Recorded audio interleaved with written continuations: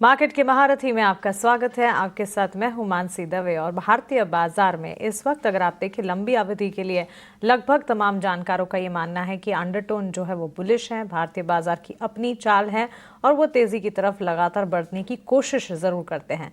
लेकिन ये बात भी सही है कि विदेशी बाजार से काफी हद तक उठापटक, नए डेवलपमेंट्स, ट्रंप एडमिनिस्ट्रेशन की तरफ से टैरिफ को लेकर कई सारी अटकलें, इन तमाम को भी भारतीय बाजार को समझना है और डाइजेस्ट करना है। ये कोशिश लगातार जारी है और ऐसे में हम देखते हैं कई सेशंस जहां वॉलेटिलिटी होती है और कुछ सेशंस जहां पर बाजार जो है वो सरप्राइजिंग मूव्स दिखाते हैं। ऐसे में आपके लिए रणनीति क्या होनी चाहिए, ये जानने के लिए किसी मार्केट के जाने माने एक्सपर्ट का, दिग्गज का जुड़ना और आपको उनके एनालिसिस बताना और आपको एक सही दिशा दिखाना बहुत ज़रूरी होता है। और यही कोशिश होती है मार्केट के महारथी सेगमेंट में ईटी नाउ स्वदेश की, कि बाजार के जाने माने दिग्गजों को हम जोड़ें और आपको समझाएं कि आपको आखिरकार इस वॉलेटाइल सिनेरियोज में क्या करना है। इसी कड़ी में मार्केट के महारथी सेगमेंट में खास बातचीत के लिए हमारे साथ जुड़े हैं एमके इन्वेस्टमेंट मैनेजर्स के डायरेक्टर और CIO मनीष सुनथालिया। मनीष जी, बहुत स्वागत है आपका ईटी नाउ स्वदेश पर। मानसी दिस साइड, अपना समय देने के लिए आपका शुक्रिया। गुड मॉर्निंग मनीष, जैसे कि मैं बता रही थी, सबसे पहला सवाल तो यही है कि ग्लोबल फ्रंट पर जो कुछ हो रहा है उसका असर अक्रॉस द ग्लोब मार्केट्स पर पड़ भी रहा है और उसमें भारत भी शामिल है। अब इंडिया और US के बीच ट्रेड डील कब होगी, ये एक सवाल है। रिप्रेजेंटेटिव्स लगातार बातचीत कर रहे हैं और US की तरफ से प्रतिक्रियाएं भी आ रही हैं कि जल्द डील होने की संभावनाएं हैं। लेकिन इन तमाम चीज़ों को ग्लोबल फ्रंट पर जो सारे अनाउंसमेंट्स हैं, डेवलपमेंट्स हैं, भारतीय बाजार के लिए कैसे आप देखते हैं? क्योंकि भारतीय बाजार को एक डायरेक्शन की ज़रूरत थी और नतीजों की शुरुआत से वो डायरेक्शन फिलहाल मिल तो रहा है, लेकिन ग्लोबल फ्रंट पर क्या कोई कंसर्न्स हैं? फिलहाल तो कोई मेजर कंसर्न दिख नहीं रहे एक्सेप्ट फॉर वन, और वो है बेसिकली रशिया का अगर सीज फायर टॉक्स 50 दिन में कंप्लीट नहीं होता है तो एडिशनल टैरिफ्स आ सकती हैं, जो कि 100% ऑफ द टैरिफ्स की अनाउंसमेंट की गई है। वही एक मेजर रिस्क है। बाकी बेसिकली अगर नॉर्मल कोर्स ऑफ थिंग्स में टैरिफ की अनुमान देखी जाए तो 10 से 15% के बीच में टैरिफ की रेंज होनी चाहिए। बहुत ज्यादा, उससे ज्यादा तो नहीं होनी चाहिए। और अगर 26% जो पहला टैरिफ अनाउंसमेंट था वैसा कुछ आया तो वो नेगेटिव रहेगा। बट जो समझ में आ रहा है कि बेसिकली 10 से 15% का टैरिफ रेंज रहेगा।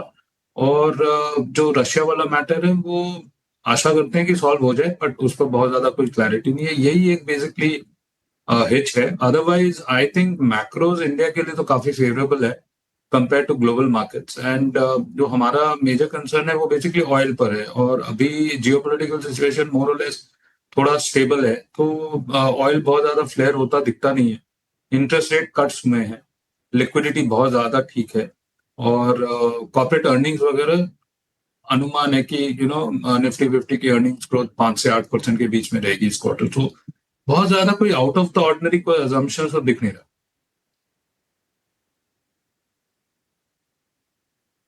कुछ ज़्यादा कोई बदलाव नहीं दिख रहा है और बाजार मतलब 10 से 15% का टैरिफ अगर आया तो परेशान नहीं होंगे, लेकिन अगर जो 26% पहले अनाउंस किया था अगर वैसे ही आता है तो बाजार थोड़े से परेशान होंगे।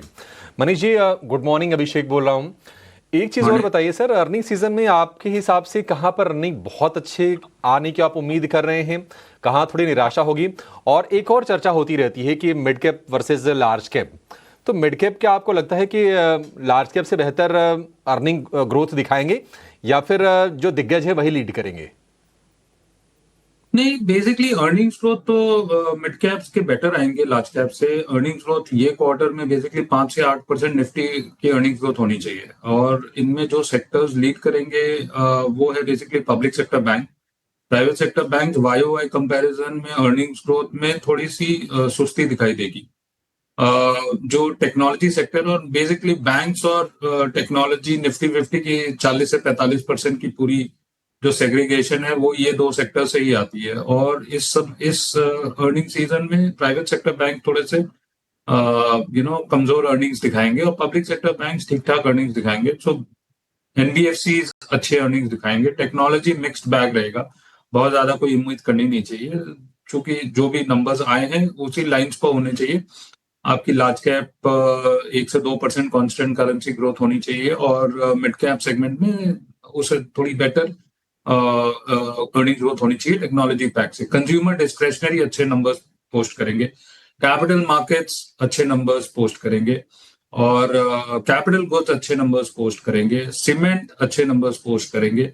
सो ये सब सेक्टर्स जो है अर्निंग्स को थोड़ी रिवाइव करेंगे। और जो टू मेजर सेक्टर्स हैं बेसिकली आपकी बैंक्स और टेक्नोलॉजी, वो थोड़े से वीकेस्ट सेट ऑफ नंबर्स होंगे।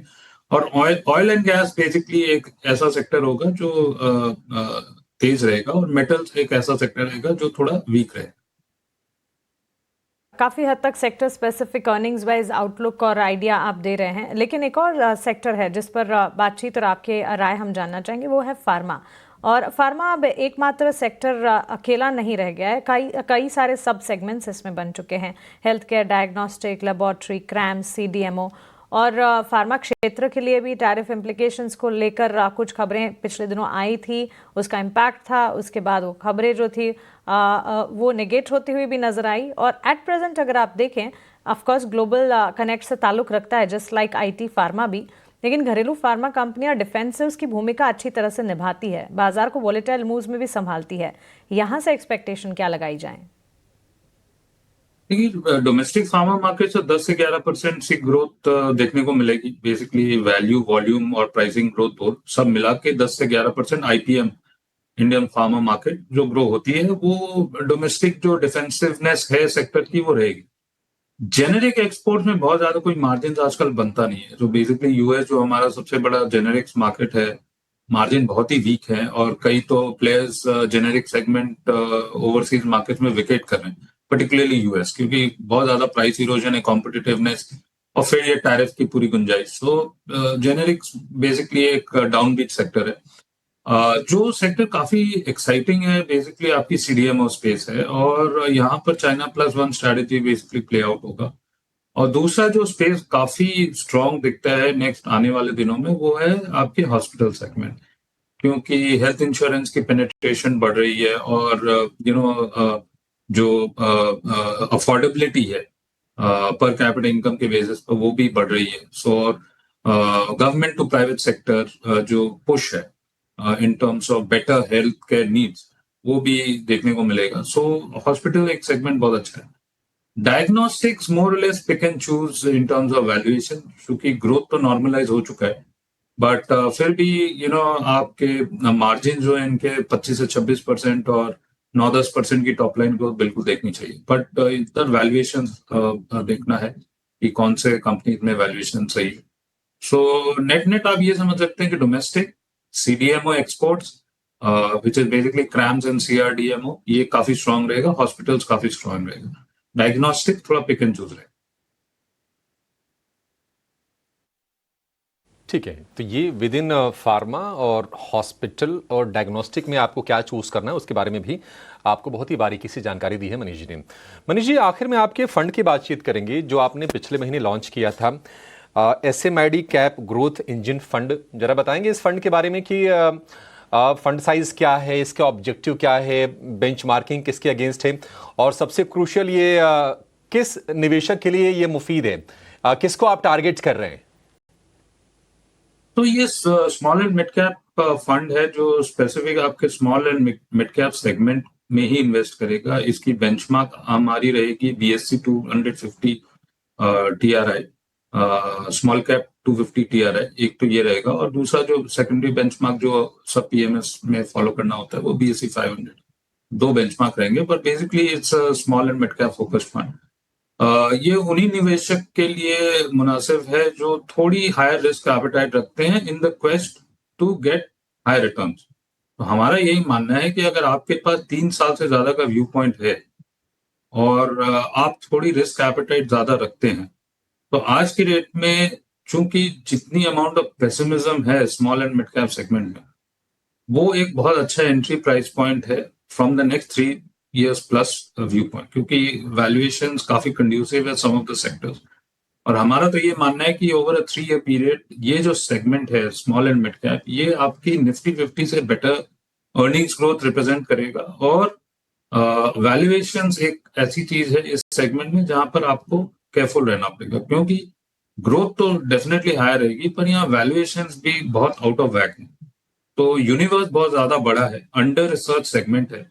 निफ्टी 50 की सेगमेंट में तो बहुत ज्यादा रिसर्च हो चुकी है सब कंपनीज में, बहुत ज्यादा कुछ रिसर्च करना बचा नहीं है। बट ये वाली सेगमेंट में अंडर रिसर्च सेगमेंट है। Small and mid cap segment अगर आप देखें तो रफली अराउंड 27%, 37% टोटल मार्केट कैप वो ये सेगमेंट को केटर करता है। 63% बेसिकली आपके लार्ज कैप सेगमेंट को केटर करता है। और ये एक ऐसा सेगमेंट है जहां पर स्टॉक पिकिंग की काफी अच्छी अपॉर्चुनिटी मिलती है, क्योंकि प्लेइंग फील्ड बहुत ज्यादा है। क्योंकि आप देखें 1 to 100 लार्ज कैप है, 101 से 250 मिड कैप है, 250 के नीचे सब स्मॉल कैप है। और आज की डेट में जो कट ऑफ मार्केट कैप है, 90,000 करोड़ के करीब का कट ऑफ है आपका लार्ज कैप और मिड कैप के बीच में, और 28-29,000 का कट ऑफ है मिड और स्मॉल के बीच में।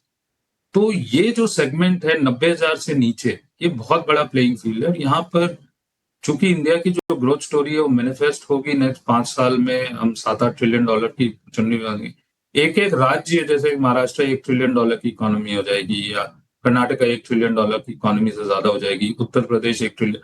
तो आज की डेट में जो छोटी कंपनी ये काफी बड़ी हो जाएगी नेक्स्ट 5 साल में। तो हमें यही देखना है कि अच्छी मैनेजमेंट, जो अर्निंग्स ग्रोथ जो जिन कंपनीज की 3 या 4 साल में डबल होती हो, और वैल्यूएशन कंड्यूसिव हो, और वो जो कंपनीज हैं उसमें बहुत ज्यादा बिजनेस डिस्ट्रप्शन ना हो।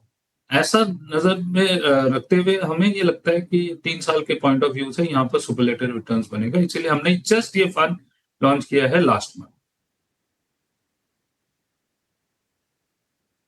ठीक है, बिल्कुल सही चीज़ कहा आपने मनीष सर, कि बास्केट बड़ा है, अंडर रिसर्च्ड है, और कई जगह ग्रोथ अच्छी आएगी, लेकिन वैल्यूएशन मतलब ऐसे में स्टॉक पिकिंग करना बड़ा मुश्किल हो जाता है कि अगर आपको नहीं पता है।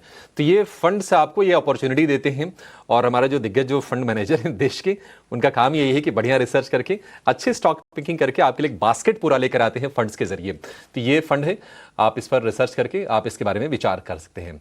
मनीष जी, बहुत शुक्रिया आपका आज समय देने के लिए, और काफ़ी विस्तार से बाजार को लेकर, सेक्टर को लेकर, अपने फंड को लेकर अपने विचार रखने के लिए और बातचीत करने के लिए। Thank you so much sir. Thank you. चलिए, शो को तो यहीं पर समेटेंगे।